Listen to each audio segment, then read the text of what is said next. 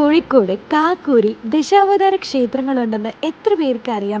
മഹാവിഷ്ണുവിന്റെ 10 അവതാരങ്ങളായ മത്സ്യം, വരാഹം, കൂർമ്മം, നരസിംഹം, വാമനൻ, പരശുരാമൻ, ബലരാമൻ, ശ്രീരാമൻ, ശ്രീകൃഷ്ണൻ, കൽക്കി എന്നുള്ള ക്ഷേത്രങ്ങളെല്ലാം വെറും 6 കിലോമീറ്റർ ചുറ്റളവിലാണ് ഉള്ളത്.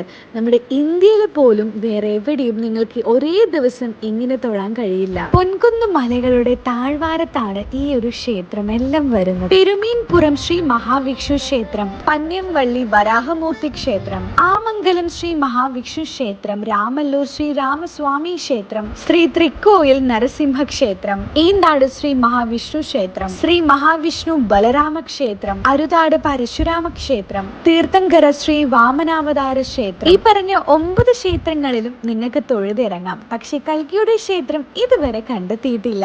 വ്യാഴാഴ്ച അല്ലെങ്കിൽ ഞായറാഴ്ച വന്ന് തൊഴുന്നതായിരിക്കും നല്ലത്. കാരണം ചില അമ്പലങ്ങളൊന്നും എല്ലാ ദിവസവും തുറക്കില്ല. പക്ഷേ വൃശ്ചിക മാസത്ത് എല്ലാ ദിവസവും എല്ലാ ക്ഷേത്രങ്ങളും തുറക്കും കേട്ടോ. കാറും ജീപ്പും പോലെ ചെറിയ വാഹനങ്ങളിൽ വരുന്നതായിരിക്കും കേട്ടോ നല്ലത്.